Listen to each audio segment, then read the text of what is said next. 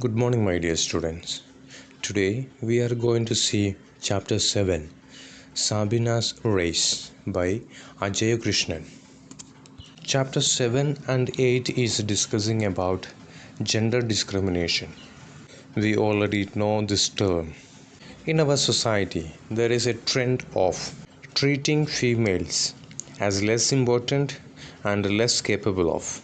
Some of our fellow members keep this attitude just because of our cultural deeds and also some of our religious deeds. But it is important to understand that both men and women are equal. We should not resist one because of their gender. We should give equal opportunities to both the genders. Men and women both have the same right to work and to chase their dreams. So, dear students, in this chapter, we will see a Muslim girl who was not allowed to participate in a race. It was because of her religion and also the attitude that the society keeps. Lots of women made marks in our history. They proved that they are capable of doing lots of things like men. Their willpower and abilities are same like men. The education should change these stereotypical thoughts. We should feel equal in all areas. We have the right to be treated as same and equal, and we also have the right to get the same opportunities everywhere in this world. So, learn about a chapter that discusses about gender and the discriminations in our society. The main characters of this chapter is Sabina, Anjana, Anjana's father, and Sabina's father Abbas Bhai. One day, Abbas Bhai called Anjana when she came back from school in the evening. He was a carpenter who had set up his shop in the garage of Anjana's ancestral house in Calicut. Calicut or Kozhikode is a city in Kerala. It is a major trading post for spices throughout history. Portuguese explorer Vasco da Gama landed here in 1498. That started the trade between Europe and the region. The English and the Dutch followed the Portuguese. So, the name of this place is written all over the world and Indian history.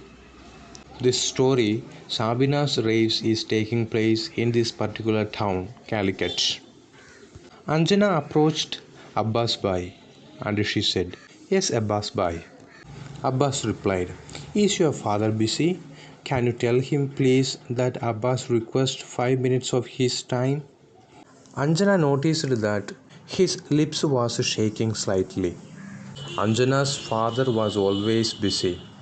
Every day after breakfast, he went up to his study and remained there till late evening, and he was writing there. "I will ask him at dinner," Anjana said. But Abbas Bhai wanted to meet Anjana's father immediately. He said, "Can you ask him now?" Other than the cook at lunchtime, no one dared to knock on Anjana's father's doors once he had shut it behind them. He had never instructed them not to. It was just understandable that we should not disturb him. "Tell him that it's about Sabina," said Abbas Bhai. Anjana made her way into the house, up the stairs to her father's study and knocked. She heard a chair shift inside. "Who is it?" she heard her father say. "It's me, Acha," said Anjana. Acha means father in Malayalam. Then Anjana heard soft footsteps approaching her. The door opened and her father stared down at her. He was a tall man with a thick crop of chairs and large threatening eyes. "What is it?" he asked. "It's Abbas Bhai. He said it's about Sabina," Anjana informed her father. Anjana's father scratched his chin and thought for a moment. "Bring him up," he said. When they came up, Anjana's father was bent over a book on his table, writing. Acha, Anjana called. He tapped the page with the tip of his pen and looked up. Come in, said her father. Abbas Bhai and Anjana sat on chairs across the table. Anjana's father closed his book and put his pen away. Then he looked at Abbas Bhai. What's the problem, Abbas? He asked. It's Sabina, said Abbas Bhai. I took your advice and sent her to school. Now she spends hours every day learning about mathematics and science and Allah knows what else. Here, the Abbas is expressing that he was not completely willing to send Sabina to school, but it was the advice of Anjana's father which motivated him to take her to school. We all know that Abbas made his shop in Anjana's father's property, so he is obedient to Anjana's father. In our society, there is a thought that females should not get much education because after marriage it is not beneficial for the family. She will go to her husband's family and the money and the education will be only beneficial for them, not to her family. This bad thought is compelling lots of parents to take their daughters away from the studies. In our villages, we will find out girls are not allowed to go to school, but boys have the right to choose the best school and study.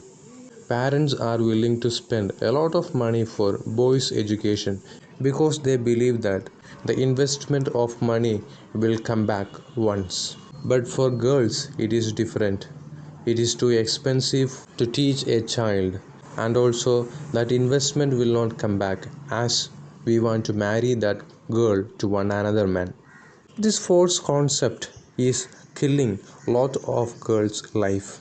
We should learn the fact that if the mother is educated, the whole family is educated. If the mother knows different values, the entire family will keep a good culture and a dignity in the society. So this passage is giving us a thought to discuss whether girls and boys equally have the right to be educated.